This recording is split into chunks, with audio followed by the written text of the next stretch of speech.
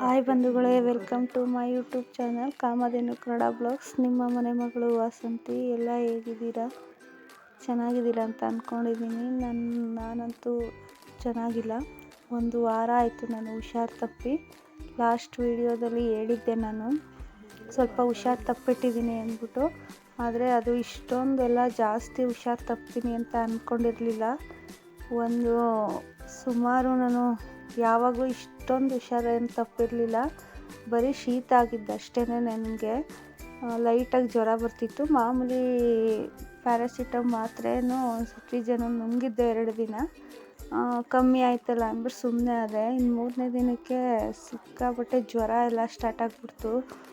ಎಷ್ಟರ ಮಟ್ಟಿಗಂತೂ blood checkup ಎಲ್ಲ ಮಾಡಿಸ್ತೋ ಏನು ಎಲ್ಲ ನಾರ್ಮಲ್ ಅಂತ ಬಂದ್ರೂ ನನಗೆ ಆಗ್ತಿರ್ಲಿಲ್ಲ. ಅಷ್ಟು ತಲೆಗೆಲ್ಲ ಏರ್ಬಿಡ್ತು ಜ್ವರ. ಆಮೇಲೆ ಒಂದು 5 ಇಂಜೆಕ್ಷನ್ನು, ಟ್ಯೂಬು, 2 ಬಾಟಲೆಲ್ಲ ಹಾಕಿದ್ಮೇಲೆ ಕಮ್ಮಿ ಆಯಿತು. ನನ್ನಿಂದ ನನ್ನ ಚಿಕ್ಕ ಮಗನಿಗೂ ಜ್ವರ ಬಂದುಬಿಟ್ಟಿದೆ. ನಾನು ಸ್ವಲ್ಪ ಎದ್ದಿದ್ದೀನಿ ಇವಾಗ. ನಮ್ಮಮ್ಮ ಬಂದಿದ್ದಾರೆ ಮನೆಗೆ. ಮನೆಯೆಲ್ಲ ಗೊತ್ತಲ್ಲ, ಹುಷಾರಿಲ್ಲ ಅಂದರೆ ಹೆಂಗಾಗೋಗುತ್ತೆ ಹೆಣ್ಮಕ್ಳಿಗೆ ಅಂತ. ಅಪ್ಪ ಆದರೂ ನನ್ನ ದೊಡ್ಡವನು ಎಷ್ಟಾಗುತ್ತೆ ಅಷ್ಟೆಲ್ಲ ಮಾಡ್ತಿದ್ದ. ಅಮ್ಮ ಎಲ್ಲ ಬಂದಮೇಲೆ ಈಗ ಅಮ್ಮನೇ ಮಾಡ್ಕೊತಿದ್ದಾರೆ ಎಲ್ಲ. ನಮ್ಮ ಮನೆಯವರು ನನ್ನ ಒಂದು ವಾರ ಯಾವಾಗಲೂ ಎತ್ತಿ ಇಳಿಸ್ಕೊಂಡಿರಲಿಲ್ಲ. ನನ್ನ ಕೈ ಹಿಡ್ಕೊಂಡು ಹೋಗ್ಬೇಕಾಗಿತ್ತು, ಅಷ್ಟೊಂದು ಹುಷಾರು ತಪ್ಪಿಬಿಟ್ಟಿದ್ದೆ. ಈಗ ಪರವಾಗಿಲ್ಲ, ಬೆಟರ್ ಇವಾಗ. ದೇವ್ರ ಮನೆ ಅಂತೂ ಪೂಜೆನೇ ಮಾಡಿಲ್ಲ ವಾರದಿಂದ. ದೇವ್ರ ಮನೆಗೆ ಹೋಗೇ ಇಲ್ಲ. ಅಮ್ಮ ಎಲ್ಲ ಕಸ ಎಲ್ಲ ಗುಡಿಸಿದ್ರು ಸೋಮವಾರ ಅಂದ್ಬಿಟ್ಟು. ಅಮ್ಮನ ಕೈಲೇ ಒಂದೇ ದೊಡ್ಡ ಮನೆ ಕ್ಲೀನ್ ಮಾಡೋಕ್ಕಾಗಲ್ಲ ಅಂದ್ಬಿಟ್ಟು ನಾನೇನು ಸ್ವಲ್ಪ ಮನೆಯೆಲ್ಲ ಒರೆಸ್ಕೊಟ್ಟು ಅಡುಗೆ ಎಲ್ಲ ರೆಡಿ ಮಾಡೋಣ ಅಂದ್ಬಿಟ್ಟು ಮನೆ ಒರ್ಸೋಕ್ಕೆ ಕೋಲ್ ಬೇರೆ ಮುರಿದೋಗ್ಬಿಡ್ತು. ತಿರ್ಗಾ ಇನ್ನೊಂದು ಕೋಲೆಲ್ಲ ಎಕ್ಸ್ಚೇಂಜ್ ಮಾಡಿಕೊಂಡು ಮನೆ ಒರೆಸ್ಕೊಂಡು ನಾನು ಬೇಗ ಅಡುಗೆ ಮಾಡಿ ಒಂಚೂರು ಸ್ನಾನ ಎಲ್ಲ ಮಾಡೋಣ ಅಂದ್ಬಿಟ್ಟು ಎಲ್ಲ ಮಾಡಿಕೊಂಡೆ. ಯಾಕೆಂದರೆ ನಾನು ಚಿಕ್ಕ ಮಗುನ ಹಾಸ್ಪಿಟ್ಲಿಗೆ ಕರ್ಕೊಂಡು ಹೋಗ್ಬೇಕಾಗಿತ್ತು. ನಾನು ಇವತ್ತು ಬರೋಕ್ಕೆ ಹೇಳಿದ್ರು. ಹೋಗಿ ಒಂದು ಇಂಜೆಕ್ಷನ್ ಹಾಕಿಸ್ಕೊಬಂದ್ಬಿಡೋಣ ನಾನು ಅಂದ್ಬಿಟ್ಟು ಬೇಗ ಎಲ್ಲ ಮನೆಯೆಲ್ಲ ಒರೆಸ್ದೆ. ಎಷ್ಟಾಗುತ್ತೆ ಅಷ್ಟು. ಸುಸ್ತಾಗ್ತಿತ್ತು, ತಲೆ ತಿರುಗ್ತಿತ್ತು. ಆದ್ರೂ ಸ್ವಲ್ಪ ಅವ್ರಿಗೂ ಹೆಲ್ಪ್ ಆಗುತ್ತೆ. ಚಿಕ್ಕ ಮನೆ ಆದರೆ ಹೆಂಗೋ ಮಾಡಿಕೊಡ್ತಾರೆ, ದೊಡ್ಡ ಮನೆ ಅಲ್ವಾ ಅಂದ್ಬಿಟ್ಟು ನಾನೇ ಸ್ವಲ್ಪ ಎಲ್ಲ ಮಾಡಿಕೊಂಡು ಎಲ್ಲ ಮಾಡಿದೆ.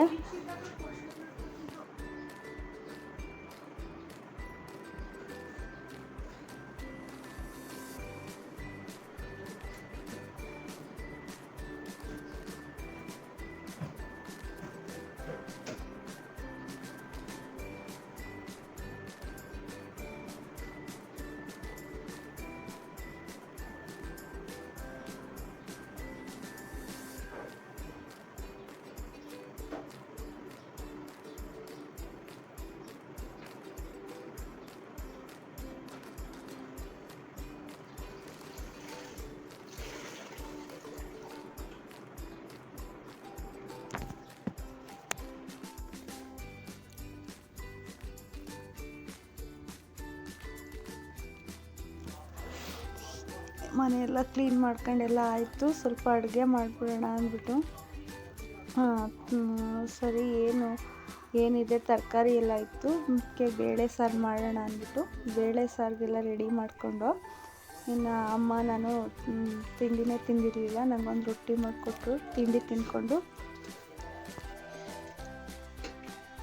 ರೊಟ್ಟಿ ತಗೊಂಡು ತಿನ್ನಪ್ಪ, ಸಾಂಬಾರು ಮಾಡ್ತೀನಿ.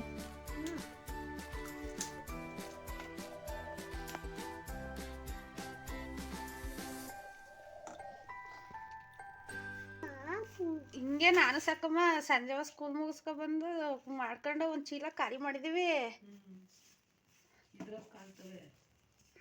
ನಂಗೆ ಗೊತ್ತಾ, ಅದು ಸಾಕಮ್ಮನೇ ಐಡಿಯಾ ಕೊಟ್ಟಿದ್ದದ.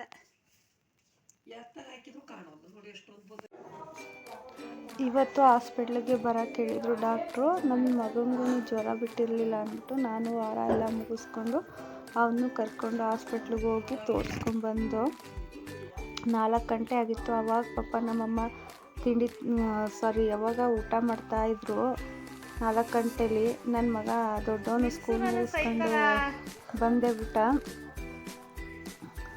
ನಾನು ಬಂದಳು ಸಿಕ್ಕಾಪಟ್ಟೆ ಬಿಸಿಲು. ಅದರೊಳಗಡೆ ಅಯ್ಯೋ ಅಲ್ಲಿ ಹೋಗಿ ಬರೋಷ್ಟರೊಳಗಡೆ ಇನ್ನು ನಾಲ್ಕೂವರೆ ಆದರೂ ಏನು ಅಷ್ಟು ಬಿಸಿಲು ಉರಿತಾಯಿತ್ತು. ಬಂದು ಹಂಗೇನೆ ಒಂದು ಅರ್ಧ ಗಂಟೆ ಮಲ್ಕೊಂಡು. ಏನು ಮಾಡ್ತೀಯ ನೀನು? ಕೈ ಹಾಕ್ಬಿಟ್ರೆ